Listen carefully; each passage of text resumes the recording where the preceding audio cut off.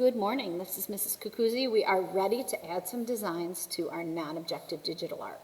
Remember, non-objective art is just lines, colors, and shapes. And the objective of this is really to just have you learn how to make some abstract and freeform shapes within Photoshop Elements, and also to sort of move around your layers and get the idea of layers. So what I want to do is I want to start to make some organic shapes on here, sort of freeform shapes. So I'm going to say layer along the top. I'm going to find layer, new, layer, okay? And I'll say okay. Then over here is the lasso tool. There's the regular lasso, magnetic lasso, and the polygon. I'm going to go with just the normal tool, and I can make a shape and draw it, and I'll have the crawling ants. If I hate the shape, you just say select, deselect, and it gets rid of the ants. I'm fine with that shape. I could do a gradient again. I think I'm going to do a color. And I'm going to take my paint bucket and I'm going to do that color.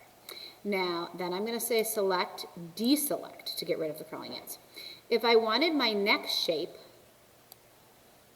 to be on the same layer, so then it would move together, I could just put that on the same layer. And I'm going to say select, deselect. Both of these shapes are on their same layer.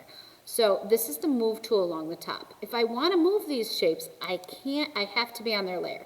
So notice here, if I click on this layer, you can see the move tools on the background.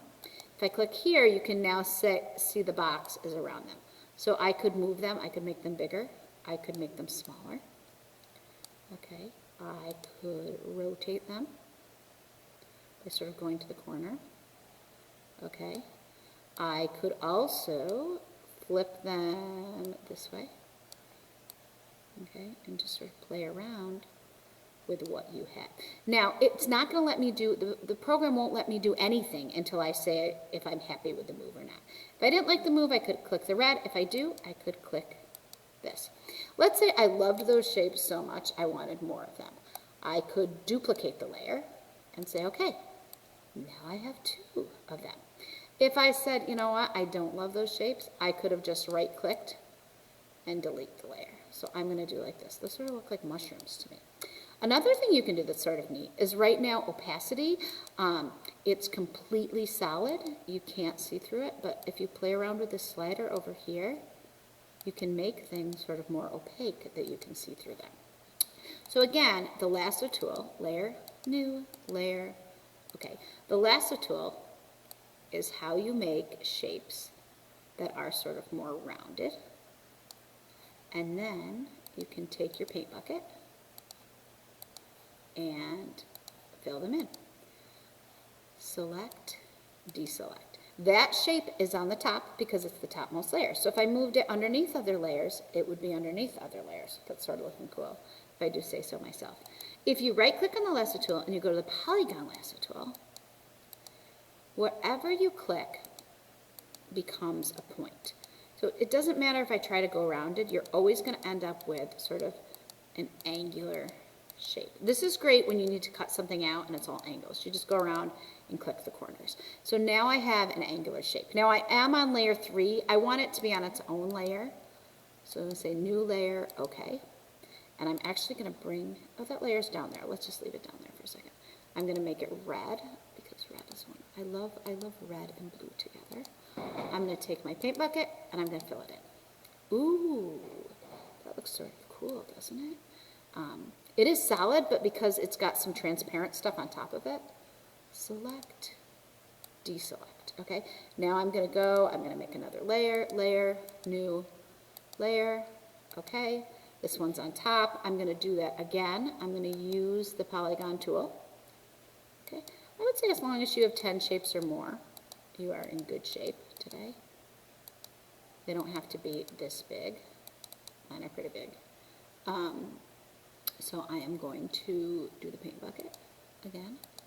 Okay, I want this one to be a little, I think it maybe a little more opaque. Play around with it. Select, deselect. Here's another thing you can do. Not only can you duplicate the layers, you can also like cut and paste the whole thing. So if I drew a box around the whole picture, if I said edit copy, it's just going to copy layer 5. But if I said edit, copy merged. Now I'm copying the whole thing. And then if I say edit, paste, look at this. If you look at layer 6, I just paste the whole picture on top of all those layers. It doesn't look any different because it's the same picture on top, but watch. This is now its own layer. Do you see that? So I could take this and stretch it out more,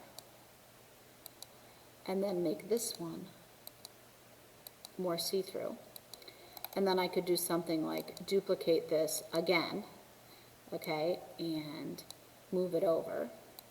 And I could move that underneath. But you can play around until you have an abstract composition that you are happy with throughout this. Okay, I'm going to move this one up, and then maybe even a little bit more to the top. Okay, things don't have to be transparent. Things could all be solid, but you can play around and see what you're happy with. Okay, so when you are done and you're happy with your non-objective design, what I want you to do is you're going to say File, Save. You're just going to save it where you've been saving it, but then you're also going to save it a second time. This is because you want to save it as a JPEG. It'll be easier to upload for me. It'll be easier to print. It'll take less memory. So when you're done, you'll say File, Save As. It's in the same file. You'll say Photoshop. Instead of Photoshop, you're going to go to the top JPEG. That'll give you a copy of it. It'll put copy in the word. You'll say Save, and then you'll say OK. So now if I went to open up my file, I have the two I did for practice. One of these is Photoshop, and one of those is a JPEG. Same thing with the two I just did now. Okay, and then I'll show you how to upload it in class and some other stuff as well. So hopefully you learned a little bit about the tools and you were able to exercise your creativity as well.